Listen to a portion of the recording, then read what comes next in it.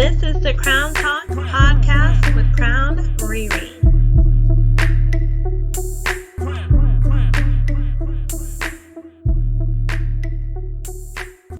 Hello to all of my Crownimals out there. Thank you so much for pressing play. I definitely do appreciate it. Thank you for all the support from the Crownimals out there. Definitely appreciate that too. So with season 2 of Crown Talk, I had to make lemons out of lemonade. My neighbors were having a party and the animals were barking, and I really wanted to record, of course, and speak with Mr. Marcus Jamal Williams. So I decided to record outside, and it was a lovely day outside. Now, I will say that I have no control over Mother Nature, so you will hear a bird, and I tried to edit him out as much as I could, but yeah, you're still going to hear him. But the message is still there with Crown Talk, and the word that I got from speaking with Mr. Marcus is intentions. So my intentions were to record outside and enjoy the wonderful weather and have a wonderful conversation, and that intention was definitely accomplished. So thank you so much again for pressing play. Thank you so much again for supporting me. And also, if you can share and subscribe to the platform that you're listening to, I would really appreciate it. There's no big machine behind me. It's just me creating this for you guys. So thank you so much again. And don't forget your crown and enjoy Crown Talk. Hi, my name is Rebecca, aka Crown Riri. And hello out there to all my crown ones. I'm so excited, overly excited. Mr. Marcus Jamal Williams here. Hello. Hi. How are you? I'm good. How are you? Fine. I'm so excited because I was telling you before we started recording is that I was looking to acknowledge or speak to more kings out there. And I also wanted to speak to an artist. So thank you for coming on my platform. I appreciate it. Thank you for having me. Thank you. And you do art, is that correct? Yes. Okay. What type of art? Well, let's start from the beginning. When did you start doing art? I was 5 years old when I started. Wonderful. I went to Lake Forest Elementary School's Arts Magnets, Performing and Visual Arts. Yes. So before I started going there, my mom, I guess, recognized that I liked drawing and stuff. So Yes. she made sure that I was able to do that in school. So ever since then, I've been doing art. Did you know then, I guess at 5, that you wanted to take it seriously, or was it? Not at 5. Definitely in elementary school, because it was such a heavy focus at the time. Like, I didn't really know anything else. Right. That's good. Were you, because I'm trying to think, when I was 5, I used to draw stick figures, but because I like to have everything straight, I would just keep erasing. Did you just keep going when you felt like, I guess you just kept going when you were doing your art, perfection wise? Yeah, well, when I got to middle school, I had an art teacher that didn't let us use erasers. So that's when I kind of learned to work with what I got. Yeah. And wonderful. So it also teaches you to focus more on what you're doing, because you don't have the opportunity to do it over. Right. I don't know if my art teacher didn't teach me that. I was that's why I don't do certain things, because I like to have everything straight. I don't think it's OCD, but I just I see it and it looks crooked to me. I'll just keep doing it. You might want to start with painting. Oh. It's not as much pressure to be perfect. That's true. Okay, I might be the new Bob Ross. You never know. Do you like Bob Ross? I love Bob Ross. I do not like Bob. You do? So how can you not like Bob? I know. I think it's weird that he's coming back. He's never been gone, I guess. Yeah, I don't feel like he ever left. Yeah. I think younger people discover him now, but the merchandise has always been out there, the reruns. Yeah, and I think Netflix has 4 different Bob Ross categories. I'm how is that possible? If it's just one whole season, but it's 2. I think it's 4 different ways that they're watching Bob Ross. So. I'm telling my crowns out there, we are outside. I thought we'd do a different atmosphere. Just putting it out there. Okay, so did you, after high school, did you go to college for art, or where did you go from there? So initially, because by high school, I had been programmed to believe that art was not a viable career. Boo. So I decided to go to school for architecture because I figured that was like a good practical application. And it was cool. I did well, but I didn't enjoy it as much as I thought I would. Right. So that's more straight lines. So you going back to that perfection per se? Yeah, and it didn't give me what I needed. So right. I decided to stop architecture. Unfortunately, I decided to also stop going to class. Oh, okay. Kanye. Yeah. So I did switch to art by then because of those classes I didn't go to. My GPA was so low that I couldn't recover. So I didn't graduate with the art degree. I graduated with a philosophy degree. Okay, that's still art though. It is. It's very interesting. I enjoyed it. Just another avenue. Yeah, I remember taking philosophy, and I was like, to me, it was like so much like questioning like everything. And which is what I do. Yeah, me too, because I'm an overthinker. So if you tell me like one basic thing, I think about like 800 and other like scenarios that could have happened. So I think when I took philosophy, it was just like too much for me at the time. I was like, oh my, like everything can be questioned. Yeah. And I've always been that kind of person that was just like, I don't know if I can just accept what you're saying to me. Right. Like, validate it for me. Yeah. Like, why not? Yeah. And then it's like, why not again? Or like, how did that happen? Or, yeah, I get it. Believe me, I get it. Okay, so I went to the This is the art. Say it for me. Court Arts District. Court Arts District. I was so excited to go, and I actually went by myself, which I barely go out by myself, but I had an enjoyable time. I saw you there. I was like, I know him. And I didn't want to bother you because I know that people were, I always feel like not to bother people in their spaces. So I know that you were like talking to other people, but did you enjoy like people coming and looking at your art? Yeah, I always enjoyed people looking at my art. It was a big turnout. So yeah, that was good. It was a long day because I hadn't slept. I was up all night getting prepared. So I slept maybe an hour and a half, and then came back. So I was really tired, but I did enjoy it. Talking to people about the words and stuff. And and don't worry about me talking to me in my space. Like that's pretty much what the event was for. Yeah, but I respected it when I was looking at your art. It reminded me, and I'm trying to make sure I say it correctly, but I was listening to. Do you watch The Office? I've seen it. Okay, there's a character on there named Dwight Schrute. His name is Ryan Wilson, and he was saying how when you take your creativity and you create, I believe in God, but it's like if you take what God blesses you with creativity or art and you put it out there, it's like you're telling him thank you by putting it out there. And so when I see like your artwork and your art of women, I think about like Eve per se. Is that kind of, I guess, like, how do you explain like your art with the women that you paint per se? So the overall kind of, I guess, theme that is consistent in a lot of the stuff I do is representation. So a lot of the work is just different manifestations of that. Oh, okay. So, I did a piece with Olivia Pope, Kerry Washington with the Pope hat.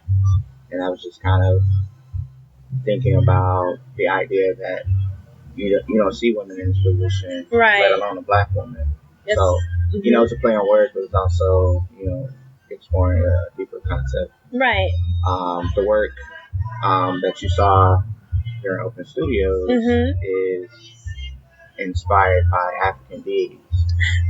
So the concept behind that came from me just thinking about how there aren't a lot of religious. Because when I was in school studying art, a lot of the paintings were religious. Right.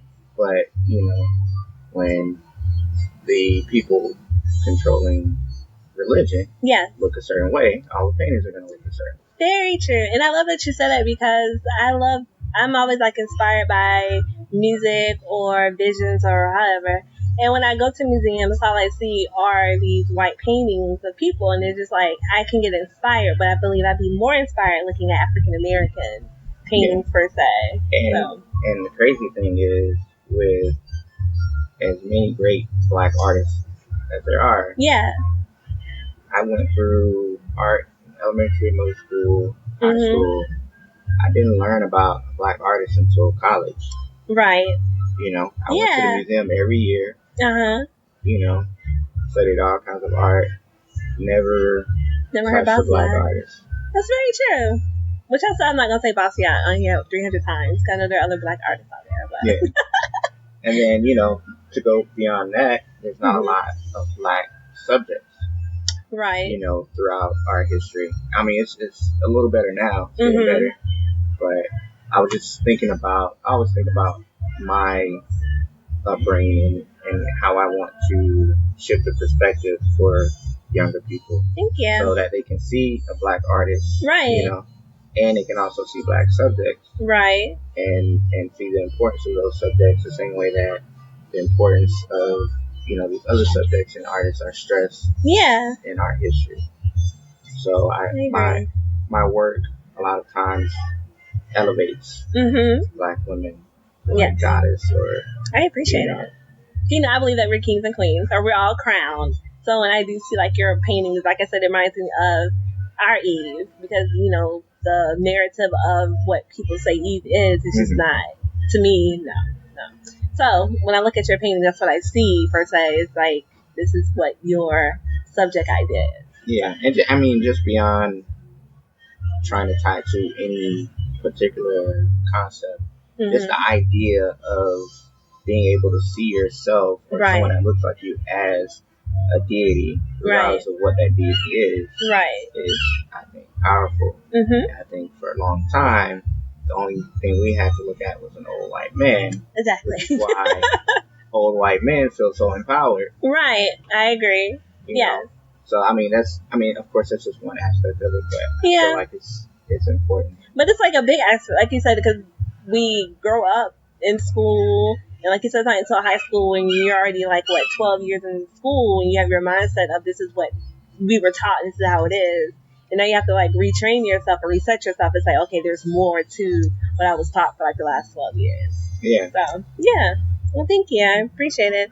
My nephew he draws like a lot and does art. And so when you were talking about being an architect, I thought about him. I think he said like for the longest he wanted to be a mailman. Not knocking mailman. Like he was really wanting to be a mailman.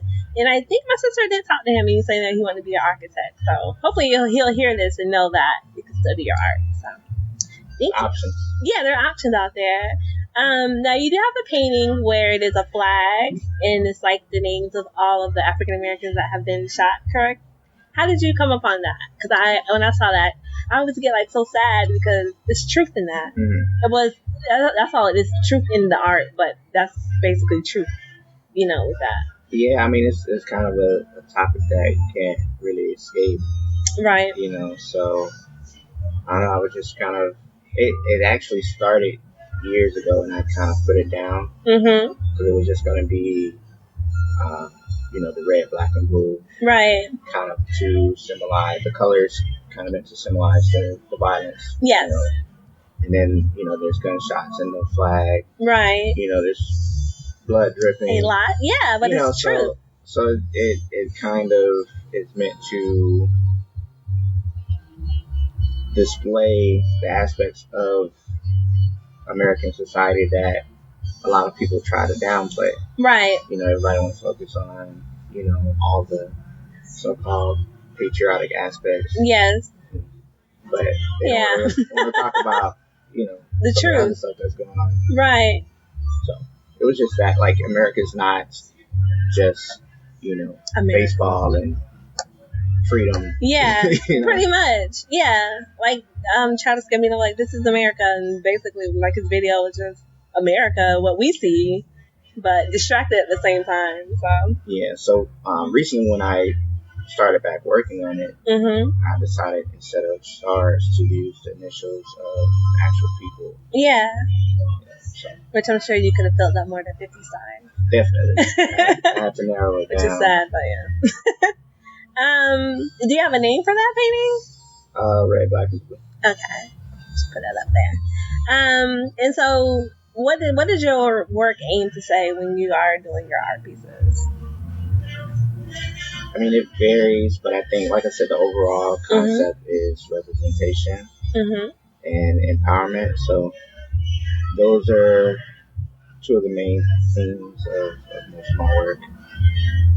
And do you enjoy when people have their own input on your artwork, or is it more like, this is mine, I don't want to hear about it? No, I'll when I have a show, I'll stand like in the off to the side, and just watch people have conversations about it. So I like for people to interpret it for themselves before even really talking to them about it. Right, that's good. But last time, Mr. RP was here, and we talked about expectations. Do you have like an expectation for yourself with your art, or are you always trying to like meet somebody else's? I have expectations. Oh, I love that word. And I realized that for me, that's like where it all starts. Just having the intention. So many things that I was kind of putting off or wasn't really focusing on. Right. Once I set the intention to actually do it, then everything else just kind of flowed. Like I was, I didn't have to put too much thought into it. I love that word, intentions. I'm listening. So I have intentions. I don't have expectations in terms of the outcome. Right. Because I'm not entitled to anything. But I have intentions. I know what I'm looking to do in any given situation. And the thing is just figuring out how to get to that point. I just love that you said that, like a crown talk moment, because that's like true. Like you said, like I'm trying to like not stare people away from the word expectations, but I was saying like I don't expect anything from artists because they're in their space, and it's like whatever your, like you said, your intention in your space, that's your intention. I can't tell you, well, that's horrible. It's like, no, that's your space, that's your intention. So thank you. And I love the word intentions. That's like my word for 2020. Who are your biggest influences? In terms of just people I like to, not necessarily just their artwork, but just their stories. I like Carrie James Marshall. I got to meet him one time. Real awesome. When I was younger, I was really into both Salvador Dali and MC Escher. Okay, I know MC Escher. I was obsessed with both of their works because it's so different from what anybody else was doing. Right. And that's kind of how I like to. That's one of my intentions, is to not try to be somebody else. Right. Just try to interpret things in my own way. So those are two people that I really admire for their ability to kind of just do their own thing. They're definitely going against everything art, per se. Now that I think about it, I wouldn't even say that. I would just say they were really creating. Okay. Yeah. Like it's one thing to make something, right, and something entirely else to create something. Right. That's true. Because there has to be, part of that. Even if you're using traditional techniques, if you're actually creating something, some of that has to come from nowhere. Right. Yeah. Oh, that's true. Okay. You're making me think. Okay, that's true. Because some people are put here to create, and then some people are put to create stuff that we've never seen before. Yeah, I mean, that's necessary for evolution. Yeah. Thank you. So what inspires you, per se? Do you like put me into like a day where you're just like, I'm fin to make something or create something incredible? How does that start? You want the honest? Yes. Okay. So usually I will go get something to eat to go. I'll go back to my studio. I'll smoke. Okay. And then I'll put on my playlist. And I'll start working. Wait, what's on your playlist? So many things. Mm-hmm. It's. Can you give us 5 songs from your playlist? Yeah, let me pull it up. Okay.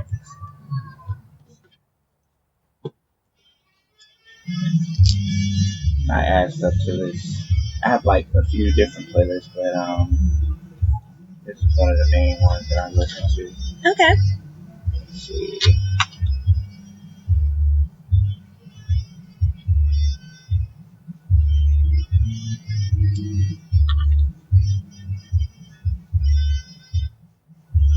Got Sylvan Esso,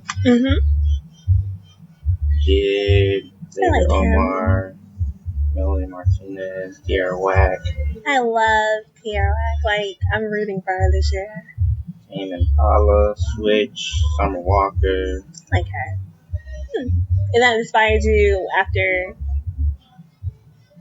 So, okay, you get something to eat, you go back to the studio and have your little smoke session, you hit your playlist, and then that's when you...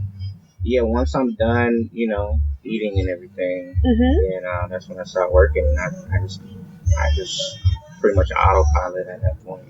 So at that time, are you, like, unbothered with everything else outside of you, per se? Pretty much. Yeah, like, I'm aware. Yeah. But I'm just, I don't have to think too much at that point. Did your environment understand that? Like, when you're just, like... Because you know how, like, people be like, well, you answer your phone and do this. It's like, I'm creating right now. I don't have that. Well... Like, I'm not... Luckily, I don't have too many people calling me. Okay. Because I think people know I don't like to talk on the phone that much. I don't think nobody does. So, and then, with texting, like, I'll get back to you when I get back to you. Right. Yeah. That makes sense. So how long would it take you to do, like, a piece? I guess it just depends on the size? Or... It does, and it also depends on what I'm trying to accomplish. Because a lot of times when I start a piece, I don't know how it's going to look when I finish it. Right. So, a lot of the process is learning, just teaching myself what I'm trying to do. So, it can vary. Right now, I'm working with just a palette knife when, for years I've done paintbrush. So, I figure out new things all the time. Like as a teacher? Yeah. So how do you know? I guess you don't know if you're messing up because you're teaching yourself. So it just depends on how it comes out to you, right? Yeah, I don't think there is a messing. I mean, when you're creating something, of your own, you don't. I mean, you can not like it, right? It's not necessarily messed up. That's true. If it's just completely not what I want to see, then I'll go over it. But a lot of times, if it's just like a line out of place or something, right? I'll just move the line and I'll leave the error in there. See, that's me with the line. Nobody, like, nobody cares, That's true. Because it's art. There's no restrictions. Like, you put the restrictions on yourself to be perfect. Right. When you're never going to be perfect. You're correct. So when I stopped trying to be perfect, that's part of the reason I started painting. I used to draw a lot. Yeah. And, I used to want to make everything look, realistic as possible. And once I got to that point where I could, just like, okay, what now? Right. Like, I'm just recreating pictures and redrawing stuff. So I started painting more and I started doing more abstract stuff to kind of get a little more free. And it led me to this point. Wonderful. And while you're saying that, I just reminded, because I went to Landon Middle School, and I did take art. So did I. You did? Wonderful. Yeah, for 1 year before they moved to Lavilla. Yeah, I went a little older than you. But when I went, I did take art, and I'm just thinking about, like, every time, like, we had to, I can't remember what it's called, but like, they have, like, the display. He's supposed to, like, draw how the display looks in front of you. And it was, like, when you were saying, like, the perfection thing, and it was, like, if we didn't get it right, like, my teacher, like, I was, like, erase it and, like, okay, go back and do it again, shade this over and over again. And, like you said, to me, it was kind of like, this is what I see, but to her, it was, like, it's not perfect. Well, I think with that, too, I mean, that's important. Like, those types of classes, like, you have to, if you're looking to represent things, you have to learn how to observe things. Right. So, I think that was a good foundation for me to learn all those things. And I think once you know all the rules, you have the freedom to start breaking rules move intentionally rather than just, willy-nilly. So, when I'm doing something, I know that it's not necessarily quote unquote correct. I know I'm doing it on purpose. I know why I'm doing it. Right. Rather than just flailing around trying to, But that comes back to when people be like, there's a method to my madness, and then like it comes out. Definitely. I mean, as long as I'm putting into it what I feel like it's going to make it better, then I'm not worried about, the structure of it so much. Like, composition is more important than making something exactly the right size. Right. Although I have that in mind, like, I'm paying attention to all those things. But right. I'm not letting that, like, stop you. Handcuff me. Right. I love that. So how important is it for your art space to be organized? Because when I went into your space, it was like really, to me, it tells a story of, because didn't you just move there not too long ago? I moved there I moved into court last January. And then last October, I moved into the space that you were in. Okay. The bigger space. Yes. I had been in there like a month when you came in. But it looks very, not organized, but it looks like you, like if you're sitting in the middle of it, like everything is accessible to you. Is that how you try to organize your space? Yeah, so when I moved in, I tried to make sure like it made sense for how I work. And for like people that are coming in, it also makes sense. Right. And then I have like a bunch of artwork from other artists that I purchased. Wonderful. So I put that on one wall because I didn't want it to be confusing. Right. But when you came in, that's probably the most organized you're ever going to see that space because I cleaned up for everybody. Of course. I'm not a very organized person overall. Because is that really to make sense? Right? Is that like organization at the time when you're creating? Is that really like important at the time? I don't feel like it is. Somewhat.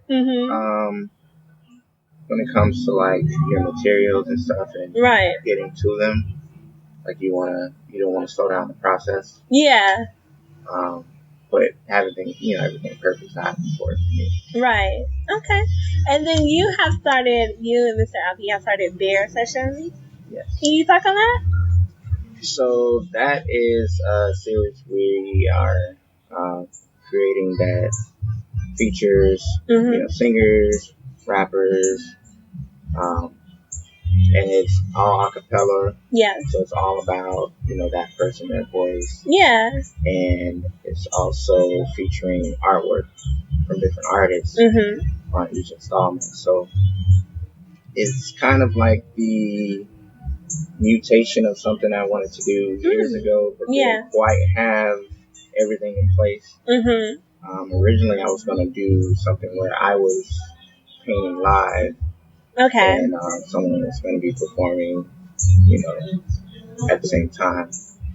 First person was actually going to be Felicia Nicole. And we never just was able to coordinate. And then we moved. I don't know if you remember when we had the space at the Union, the warehouse space. Yes, I actually went there. Yeah. Yeah, so that was going to be a space where we would be able to have, like larger bands and things. Right. And so that was going to be how it was going to look at that time. And then we left that space, so it didn't quite work out that time. And we got to a point recently where I was just like, I'm just going to get started. Yeah. I've been putting it off for too long. I got a space now. So I was thinking about like concept and everything, and thinking about the series that I like to watch, like Mahogany and Colors. Yes. And what I liked about them is kind of the stripped down nature of it. Yes, I love Colors. I can just binge watch. I don't even care who the artist is. It's just the scene of it. Yeah, like there's so much thought that goes into it. I feel right, but it's so simple at the same time. Exactly. So that's why I just started thinking about how can I do something different, but it's also like capturing that same right, stripped down, bare yeah, kind of feeling. So I set it up. Just no instruments, no backing track or anything like that. Just the artist bearing their soul, and then the artwork behind them. I like it. And I know that you had Twan on there, you had Mr. IP or Kit Monroe, and then you also had the lady that sung Jill Scott. So do. Yeah, so do. So I like it. And so did you guys just say, like you said, you just like, okay, this is what we're gonna do? Yeah, I mean, me and him talked about it. We bounced some ideas around. I'm grateful for him for it. It's a cool friend. Yeah. Shout out to him. He does a lot. Yes. On his own. Right. But yeah, he's dope with it. Yeah. So he gives a lot of great input, and we just decided to stick with this format. Yeah, I like it. Yeah, I shared it on there, and I was like, when it first came out, and it was like a preview, and I was like, I'm curious about how this is gonna go. And like you said, it was so bare, but I know it's like complications behind recording it, but when you look at it, it looks so simple and like plain, and not plain, but like to the point of this is the artist, this is the art, coming together. And that's what I wanted to be. It's like, forget all the extra stuff. Yeah, this is what we're trying to showcase. Here it is. Right. And no distractions. Crown recognized. I love it. So how important is it for you to have like a support system of people to bounce ideas off of, or just? I think it's very important. That's part of the reason I wanted to move into court, because there's so many resources. Just, not even just logistically, but philosophically, artistically, just talking to people about random stuff leads to things you don't even think about beforehand. So I got lost in there. I was like, where do I go from here? And I was like, I think I was here before. Next thing you know, I was like across the street at the other art place. Yeah, I think people don't realize like it encompasses like pretty much that whole block, right? Yeah. I would think I went like to the Yellow House by accident. Not by accident, but like I saw everybody else going over there, and I was like, "Oh, let me go over here too." Then I came back around. I was like, "This place is like huge." Yeah, it wasn't by accident. So okay. Whenever they do open studios, all the art spaces over there coordinate. Oh, wonderful. So, yeah, that's why everything's going on at once, so that maximize. Right. Okay. Yeah, I was like, I'm gonna keep walking and see where I end up. So. But I think that's nice that it is like because I love supporting people, and I love like just support, period. But I was just loving how it was like there's no competition. It was just like, this is my art. Come look at my art, period. It's not. I don't feel like artists are competitive type of people. That's good. Like I used to be when I was younger. Very competitive. But we were taught to be competitive when we were younger. Yeah, but at this point, like I know what I'm capable of, but I also know that there are plenty of people that are capable of a lot of things, right? And things that I'm not capable of. So, I just focus on what I do and not worry about what other people are doing. But just because your intent is different from what they're doing, so which I love that word, intent. Sure. But yeah, your intent is different, or how the outcome's going to be. So it's like. They might do what you do, but again, your intent is different from what they're doing, so it's not the same message. Yeah, and they don't do what I do, right? Because I'm not trying to create a blueprint, right? Like my stuff changes all the time because I'm always, like I said, I'm always learning. Yeah. So things evolve as I go on. I learn new things and I incorporate it. And so I don't feel like even if there's a lot of artists that worry about people copying their stuff. Yeah. Which is a real thing. People do it. I don't get it. I think you'll take more work trying to copy what I'm doing. Well, it depends.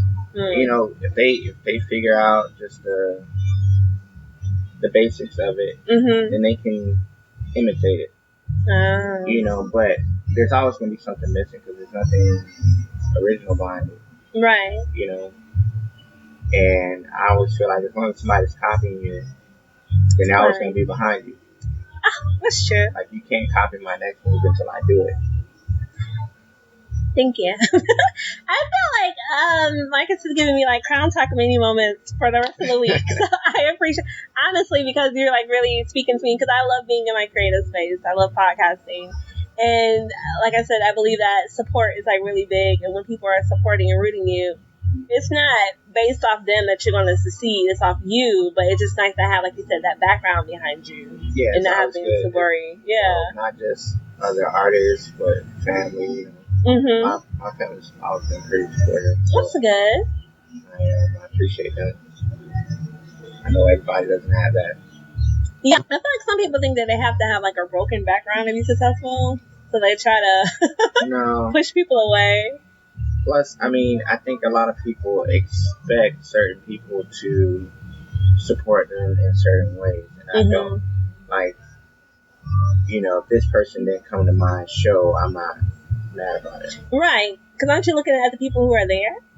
That, and I know, either they didn't want to come, which is okay, or they couldn't come, which happens. Right. There have been plenty of things I intended to go to that I didn't make it to. Right. The things happen. I don't support that person any less. Right. So I try to look at it from that perspective. And nobody owes me their presence. No, right. Family or not. So I know even the people that may not make it to all my stuff. I know they still support me. They still, tell me how much. And it's not gonna stop you from loving any less what you do. Exactly. I mean, it shouldn't. It should not. I mean, that's not why I do it. So. Right. Very true. Thank you.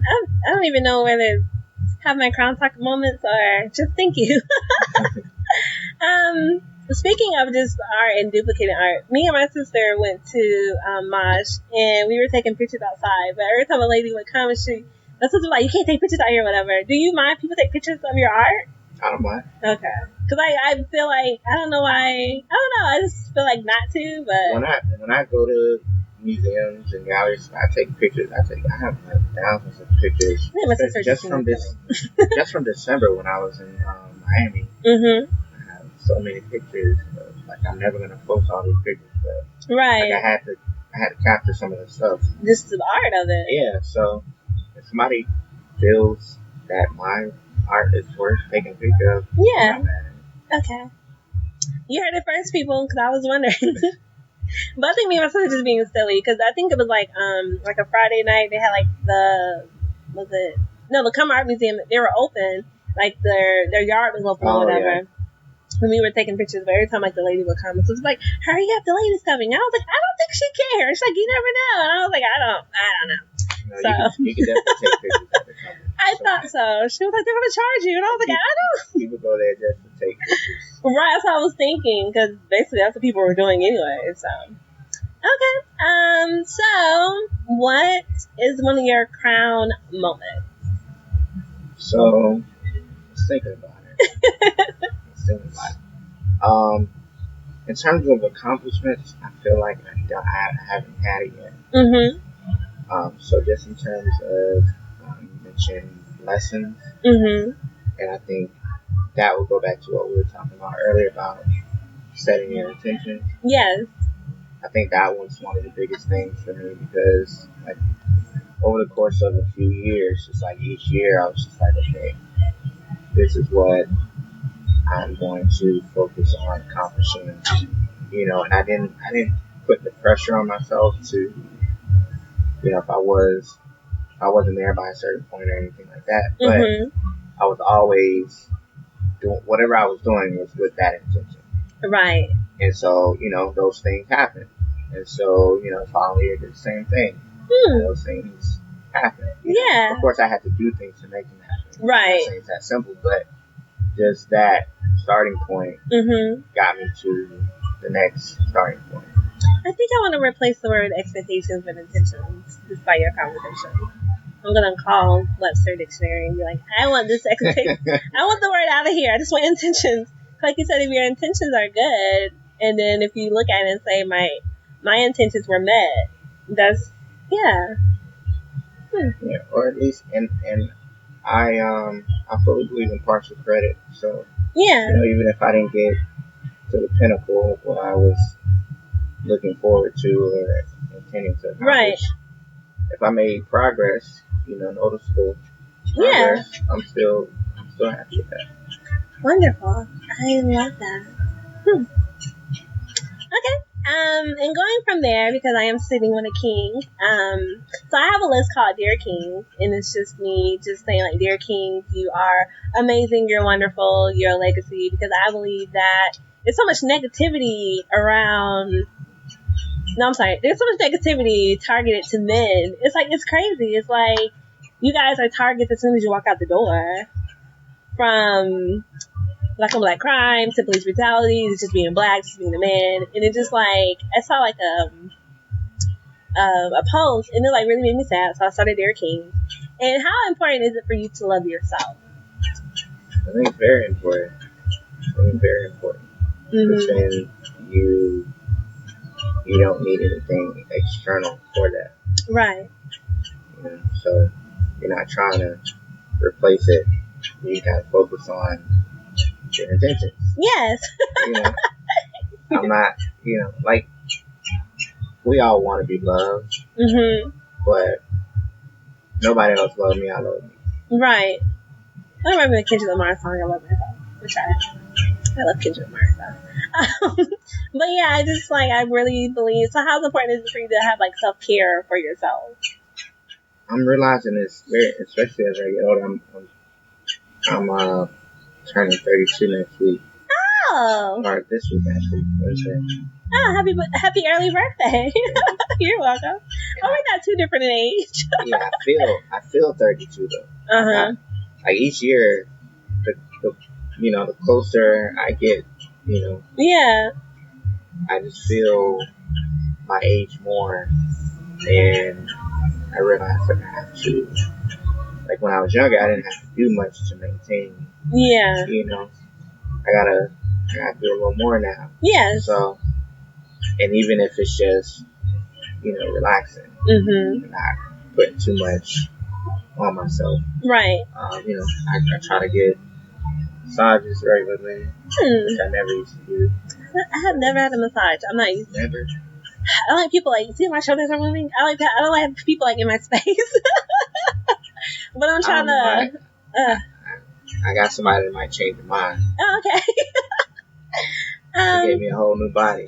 She did. Yeah, okay, I'm not even the same person I was when I. Oh wow. Maybe I need to meet her. So yeah, I believe in like self-patience. That's what I call it, when I just stay home and I do whatever I want to do, whether that's like do nothing. Yeah. I think people feel like when you're not, like I still work 4 hours a week. Yeah. And I think a lot of people feel like if you have a dream or mm-hmm, passion, you're supposed to spend all your free time on that. Oh no. You're not working, you should be doing this. And if that's how you feel, then mm-hmm, cool. But I have other things I enjoy. Yeah, actually, when you said that, I was this thing kept popping up on my YouTube about creativity. I don't really like looking at videos about people telling me how to navigate my creativity, but it kept popping up. And so when I listened to it, the man was saying, he was like, when you are a creative, you're not supposed to spend 40 hours of your day on that creation, because it's going to aggravate you, because it's like you don't have that balance of having just a scheduled life versus this creative life, where it's just like you get flustered in trying to complete this creative mission. Mm-hmm. That on this end is like it's like an unbalanced per se. Does that make sense? Yeah. And I don't let anybody rush my process. Yeah. And the thing is, a lot of my process happens mm-hmm, out on the canvas. Like all throughout the day, I'm working out issues with, how can I do this, or how can I make this happen? Right. Or, what didn't I like about it the last time I was working on it? Mm-hmm. And by the time I get back into the studio, I can just start working. Right. I don't have to figure it out, because I'm always thinking about it. Yeah. So I never feel like I'm not working. Yeah. Because I'm always thinking about 1,000 things that pertain to my art. Yeah, and then wouldn't it be more frustrating if you, like, say if you were just in the studio for 9 hours just staring at something and then like trying to figure it out versus like living your life and figuring it out that way, per se. You know what I mean? It's like you're looking at like, oh, why couldn't I just do that? Yeah, because you never know what the answer's going to come from. Right. So, you could see something that could spark something else, and all of a sudden your painting goes in a completely different direction. Right. So I don't limit myself to, like, I'm not a production line. I'm not a manufacturer. Yeah, you're an artist. It's not all about physically working. Right. So. I like that. Yeah.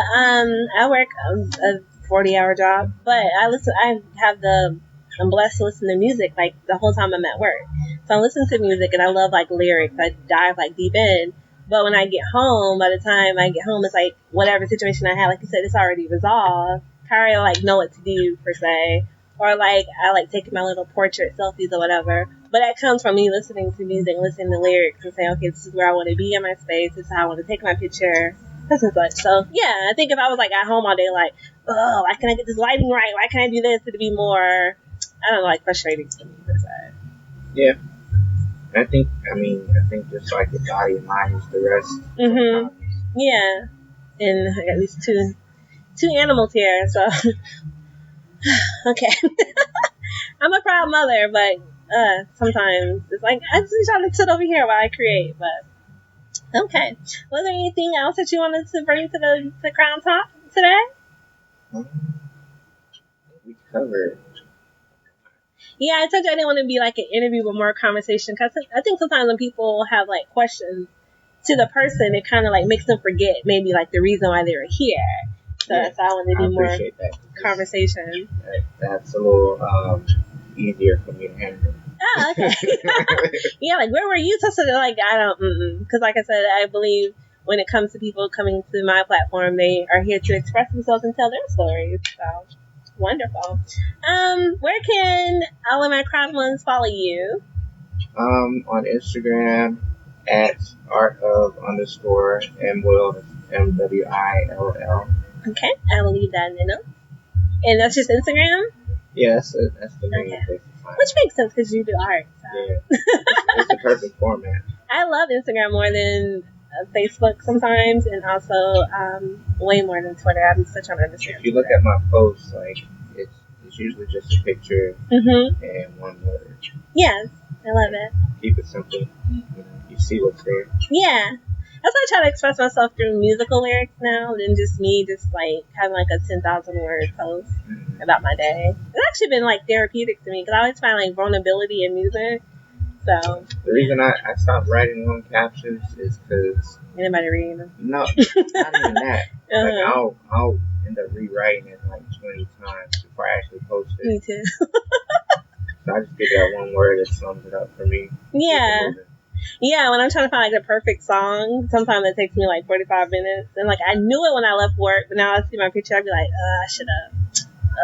So yeah, creativity is, you have freedom, but I think like you said, sometimes you restrict yourself. Yeah. And it's just like intent is to get your word across. So. Yeah. Side note, I saw that you posted about Atlanta. You're not coming back into 2021. Are you okay?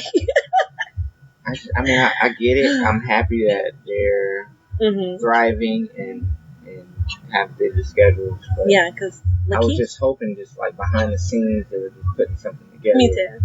You know, because I put on that. Excuse me. I just rewatched it on Hulu last weekend, and it kept popping up that it's coming back in 2020. And I was like, good. That way, like, I'm like consistent with it coming out, and I remember everything. So when you posted, I was like, 2021, good grief. Yeah, I mean, at least I feel like it'll be good.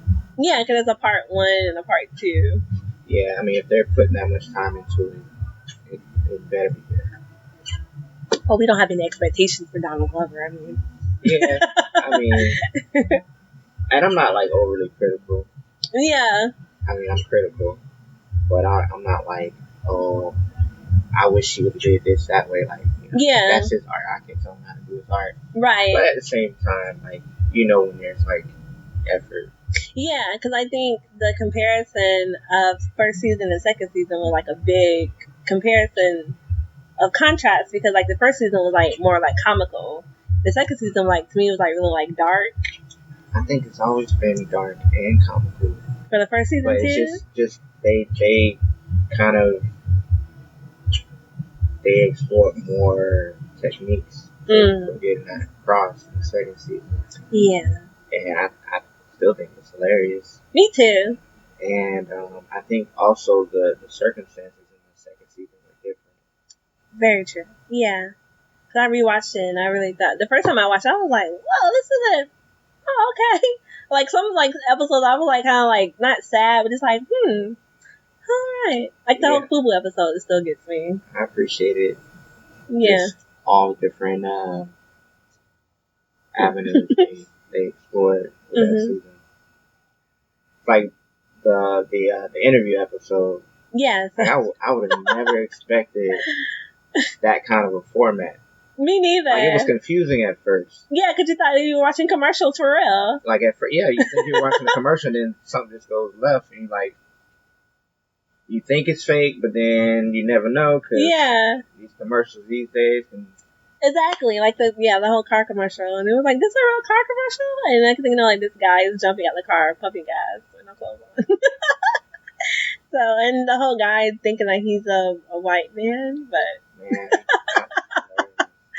So yes, I watched season 1 like 2 or 3 times, but this is my first time watching season 2 like fully. Cause like I said, to me it was comical, but it was more of dark. But when I was watching it again the second time, I was like, okay, I get it. Most of the stuff is like stuff that people like really go through in scenarios where it's like ha, but it's like, no, this is serious. So, but I'm patient with Donald Glover because he's an artist and he just does like everything. So yeah, not to mention, he put out an amazing album. Yes. Which, if you look at season 1, the art cover for that is in one of those episodes. Yeah, I saw that. Did you? Okay, I thought it's the one. I think it's the one where Juneteenth. Yeah. I was like, wait, that's the cover to this artwork. So, a little something for our crown ones to look at. Okay, thank you so much, Mr. Marcus Jamal Williams. I appreciate it for you coming to my platform. Thank you again. Thank you for having me. It's just weird how everything lines up, because I was like I want to talk to my kings on my show, because again, I believe we're all crowned. And then also I want to talk to an artist. So for one. We're bringing it back around. Yes. Yeah. Because that was your intention. Mm-hmm. And then I had the intention of doing interviews. Mm-hmm. And I just put it out there. Yeah. And here we are. Why did you, before we go, why did you want to do more? I don't know. I just, I think after Open Studios and talking to a lot of people about my stuff, and I think in talking about it, it helps me kind of figure some things out too. Wonderful. Yeah, because you might get a question you never even thought about. Yeah. Then you have to actually think about it. Yeah. And figure out, like, what does this mean? Or, why am I doing this? Right. And so it can lead to better work. So I like talking to people. But this is like, it's new for me to do it, record it. So. Okay. Never been interrogated before, no, bro. Well, thank you again for coming to my platform. I do appreciate it. Yeah, like you said, I like talking to people. I love listening to people's stories. I keep saying I'm antisocial, but I have to find another word for it. I'm limited to conversations with people, I guess. You're selectively social. Yes, thank you. I'm selectively social. Y'all heard that. So thank you again for coming onto the platform. Please, all my crown was out there, please follow Mr. Marcus. I will put your information on my platform. That way they can follow you and see your wonderful artwork. Do you have anything coming up? I'm just working on this current collection, trying to put together a whole kind of experience. Okay. So wonderful. That's what I'm working on at the moment. I do have an exhibit I'm a part of in South Africa at the Metropolitan. Wait a minute. No, that's a crown moment. It's a crown moment. We can go with that. Okay. So your artwork is in South Africa? Yeah, two of the pieces from there was a show here at the Ritz called Through Our Eyes. It's an annual exhibition, and the year I participated, they selected certain works to go over to South Africa. Our sister city, Nelson Mandela Bay, is over there, and they're doing an exchange. So there's going to be work from South Africa coming here as well. Wonderful. Well, enjoy that crown moment. 'Cause that's what that is. Wonderful. I was going to give it to you anyway, so it doesn't matter. Okay. Well, thank you so much for joining us. Thank you all to all my crowners out there. Don't forget your crown and don't forget your crown. Thank you. Crown means you know your worth, and knowing whatever you go through doesn't decrease your value, only increases your value. Don't forget your crown and don't forget your crown.